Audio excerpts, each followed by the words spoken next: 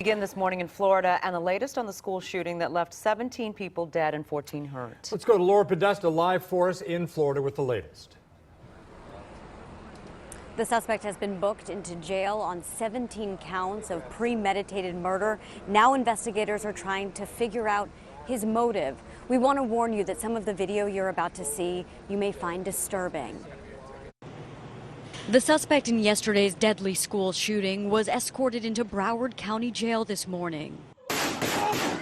As the school day ended, police say 19-year-old Nicholas Cruz fired a hail of bullets into classrooms at Marjorie Stoneman Douglas High School in Parkland, Florida. Bullet holes can be seen on this laptop computer in the classroom. He went up and down the hallway, just banging and shooting into the classrooms. He shot through my door. I think about 3 in my classroom got hurt. I just saw blood everywhere. Cruz was heavily armed with what is believed to have been an AR-15 semi-automatic rifle.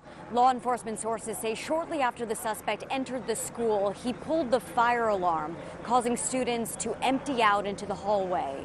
He got us out of our classroom slowly and in a large group of unprotected targets.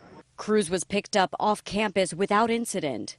Last night, investigators searched the home where the 19-year-old was staying. A lawyer representing the family that lives there says Cruz was not related to them. They took him in about 3 months ago after his adoptive mother passed away. His adoptive father also died some time ago. Other than maybe he was a little depressed because of the mother situation, seemed absolutely normal. They are shocked, cannot believe this. Apparently he had some problems at the school earlier, some fighting, but nobody saw this coming. Law enforcement confirms Cruz had been expelled from Marjorie Stoneman Douglas High School for, quote, disciplinary reasons. We now know that one of the victims has been identified as an assistant football coach who shielded his students before being shot and killed. I also want to mention that President Trump has just said he will be addressing the nation about this shooting at 11 a.m. Eastern. Reporting live in Parkland, Florida, Laura Podesta, CBS News. Back to you. Laura, thank you. The gunman, we know that he's 19 years old. We know that he was expelled from school. What else do we know about him?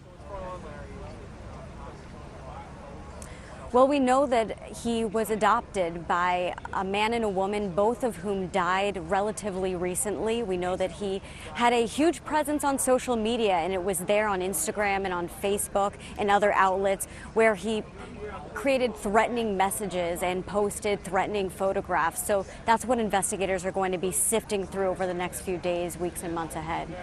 Laura Podesta reporting live from Florida. Thank you. Well, there has been a clear increase in deadly school shootings here in the United States. And that's raising new questions about what can be done to keep students safe. CBS 2's Kara Finnstrom joins us now with a look. Kara?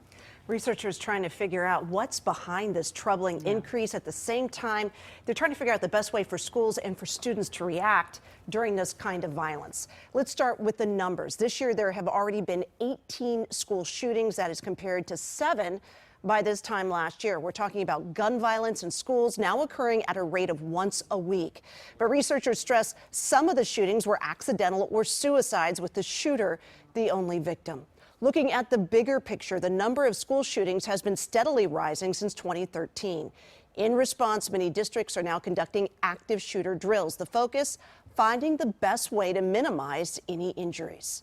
Marjorie Stoneman School in Parkland, Florida was locked down while the shootings were happening. Students were told to stay in place, but many law enforcement agencies now moving away from that approach because it leaves children basically sitting on floors and hiding under desks. We spoke with Adam Coffrin from Save Kids Incorporated. He trains district leaders. He says sometimes it is best to get out and run. Listen to your body and escape that danger, run away from that danger. Even though you might have someone of authority telling you stay because that's the rules, if your body is telling you something different. Coffrin points out that while locked down, many of those students in Florida were also on their cell phones, either continuing to text their parents or documenting what was going on. He says anyone involved in a mass shooting needs to put the phone away and focus, because the phone ends up being a distraction that can take away from the ability to make that split-second decision.